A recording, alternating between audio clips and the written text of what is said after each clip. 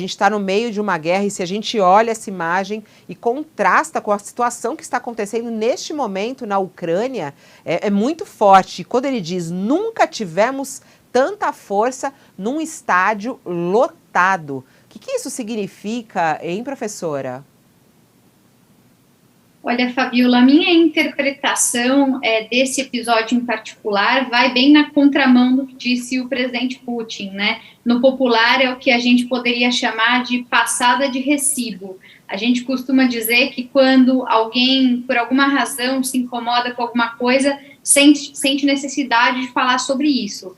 O governo Putin, evidentemente, tem enfrentado dificuldades no conflito da Ucrânia. É claro que há avanços militares, é claro que há conquistas do ponto de vista estratégico, a gente tem acompanhado isso acontecendo nas últimas semanas, mas também há vários sinais de que os movimentos ficaram aquém do que o presidente Putin imaginava, do ponto de vista da operação em si e também do ponto de vista da resposta do mundo ao que acontece na Ucrânia. Nós temos, do lado da operação militar, uma série de especulações sobre dificuldades que o exército russo tem enfrentado, seja de manutenção de equipamento, de provisão de suprimentos, seja inclusive do ponto de vista do combate, já que diversos interlocutores sugerem, né, que o avanço tem sido mais lento do que o imaginado, de que em algum momento a resistência ucraniana foi maior do que o governo havia projetado. Houve diversas notícias, Fabiola, que nós reportamos aqui nas últimas semanas,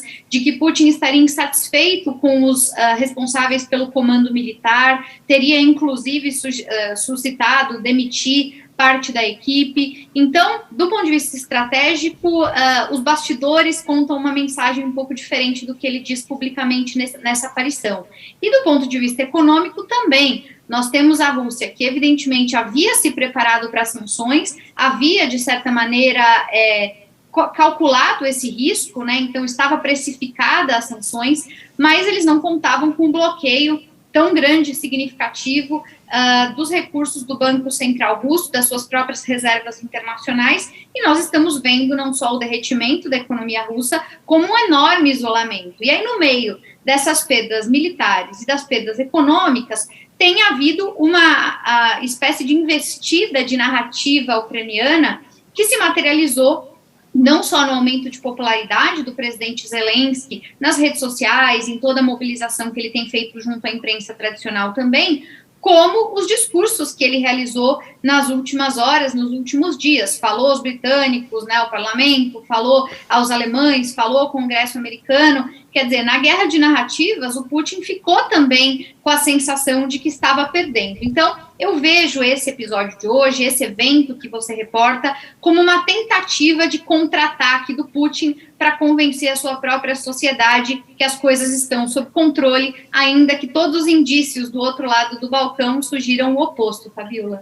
E aí eu acho que uma imagem que contrasta bastante é a imagem hoje do protesto com os carrinhos de bebê. Coloca pra gente essa imagem, por favor, David. Essa imagem, tem o vídeo também disso, que é justamente os 109 carrinhos de bebê que foram colocadas numa praça pública em Lviv, na Ucrânia, justamente para simbolizar as 109 crianças que foram mortas desde o início desta invasão, há 23 dias. Lembrando que 436 instituições educacionais foram alvo de ataques russos e 63 completamente destruídas. Essas são informações que vêm das autoridades ucranianas, que fala já em mais de 800 civis mortos, 850, se não me engano, civis mortos. Eu acho que é uma imagem que contrasta com a celebração de Putin em relação a essa guerra, né? E isso é o que também causa essa reação no mundo, né, professora? Exatamente, Fabiola. A gente estava agora mesmo falando nessa dimensão subjetiva, né, na tentativa de criar empatia, buscar afinidades, criar identificação. Isso faz parte também da guerra, né? A guerra é uma disputa de controle sobre a narrativa. Ontem mesmo eu escrevi aqui para o UOL a respeito disso, sobre essa dimensão da guerra de narrativas, e me parece que essa é uma estratégia muito arriscada do presidente Putin, porque, de certa maneira, ele fala com o seu próprio público, ele convence ou busca convencer os russos dessa narrativa que o interessa, mas essas imagens, elas, quando espalhadas mundo afora, elas talvez gerem mais comoção, indignação, ou até mesmo um certo constrangimento. Então, do ponto de vista internacional, me parece um erro de cálculo, me parece, de certa maneira, assumir o risco de continuar e de cada vez mais seguir se isolando, Fabiola. É um problema. A Rússia tem tido dificuldade em convencer o mundo a respeito do que faz na Ucrânia. Já apresentou a sua lista de demandas, já tentou sinalizar os motivos que justificariam o que ele próprio tem chamado de legítima defesa, mas cada vez mais há um descolamento entre os indícios da realidade e o que parece afirmar o governo russo. Então, bastante complicado esse tipo de estratégia de comunicação.